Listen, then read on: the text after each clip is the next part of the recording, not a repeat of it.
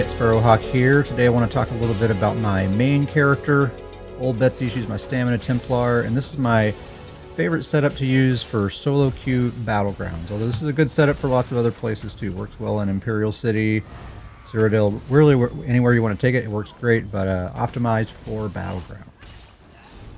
So the gear setup is Order's Wrath as a double bar set, Rudge of Vitality on the back bar with a bow, Black Rose dual wield on the front bar, Gaze of Sithis Mythic Helm, and One Piece Magma. Using Bewitch Sugar Skulls for the food, Tri-Stat Potions, and I'm using the Serpent Moon to Stone for extra stamina recovery. The gear is all well fitted.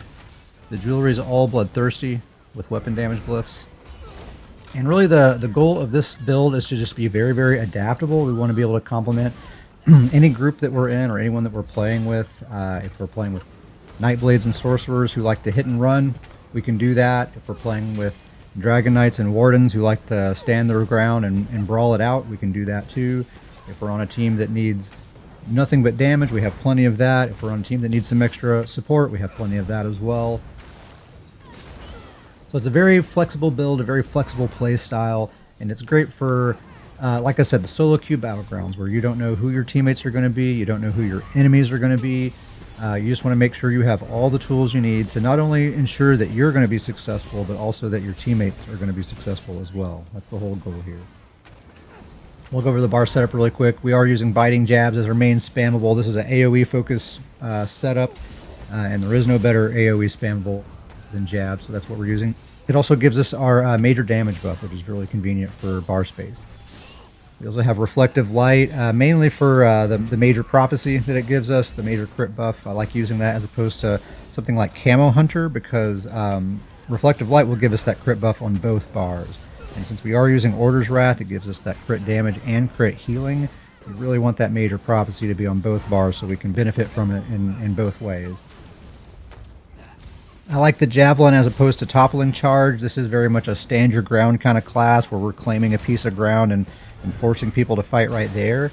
And with Toppling Charge, you know, you're gap closing people, you're pulling yourself out of position, you know, you're leaving that house that you're building all the time.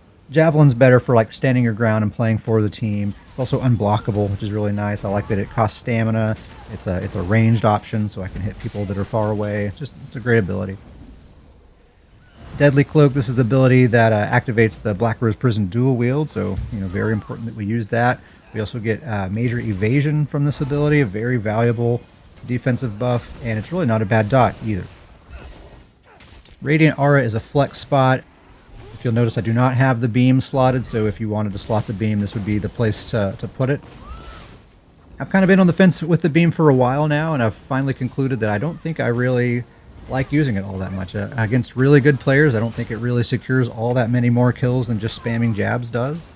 It gets interrupted a lot. People just block cast heal through it quite a bit. It doesn't necessarily guarantee a kill, especially on this setup. I'm not using Deadly Strikes to juice up that beam a whole lot. So I just don't feel like I'm getting a ton out of it. I like getting the extra sustain from Radiant Aura. I like being able to give my teammates that extra sustain as well. It helps me be more supportive when I'm flexing into that role, so I like that. But, you know, obviously the beam is a great ability. If you want to slot it in, then that would be your flex spot right there. And I'm using the Crescent Sweep Ultimate, nice and cheap, hits really hard, it's AoE, fits in really nicely with the rest of my offense here. And then our back bar, of course, you have to have Resolving Vigor and a Burst Heal, so I have both of those. Restoring Focus, this is our armor buff, also gives us a really strong heal over time, and it's a great sustain tool, very valuable ability. And the Extended Ritual, this basically, this slot competes with the Living Dark bubble. Both are acceptable. I like using Extended Ritual because it's more supportive for my team. It's a heal over time for them. It's giving them the option to cleanse themselves, plus me just being able to cleanse myself from all the status effects and dots and everything that everybody's using.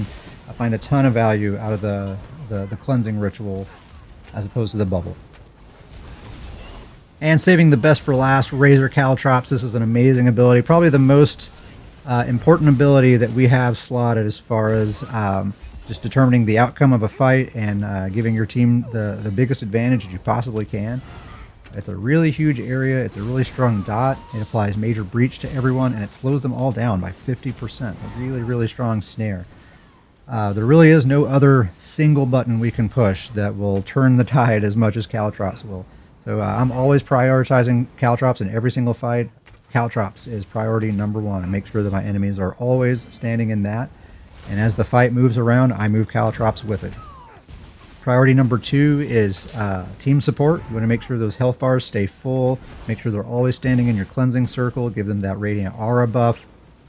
Whatever you can do to support your team, always prioritize that above offense. Because if you don't do that, if you let your teammates die, then you're going to be outnumbered and you're going to die shortly thereafter. And even though this is an offensive build primarily, you know, at the end of the day, a Templar is a Templar. And if you're not healing people, if you're not supporting your team, you're not doing your job. Be sure and always prioritize that. And then priority number three is offense. You know, once you have your caltrops in a good spot, once you've made sure your teammates are standing on their own 2 feet and they're doing good, then yeah, pick a target and try to take them out. But always revert back to those first two priorities. If the fight moves, then be sure and move your caltrops as well. If your teammates take a bunch of damage, stop attacking and start healing them instead. And then get back to attacking someone only after those first two priorities are taken care of. And the basic combo is pretty simple. Just make sure your enemy is standing in caltrops, throw reflective light on them, charge up a heavy attack into a crescent sweep ultimate, stun them with the javelin, finish them off with jabs. Or if you have the beam slotted, finish them off with the beam. As far as defense go, we have a lot of options as far as how we keep ourselves alive. We have the all well fitted armor with the bow and the back bar. We have the medium armor passives, the orc passives. We're very speedy, very kitey. We can stay on the move, no problem. So like I was saying earlier, if we find ourselves on a team of Nightblades and Sorks and people who like to run around a lot, we can really keep up with them, no problem. And at the same time, if we want to stand our ground, we got the Gaze of Sithis, we got the Major Evasion with the Blade Cloak, we have our Cleansing Circle, you know, all that stuff.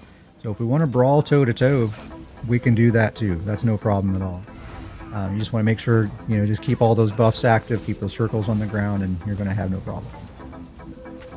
So there you go. I think that's all I had to say about Old Betsy. Hope you enjoy it. I'll see you next time. Just put me back together and break me into pieces again.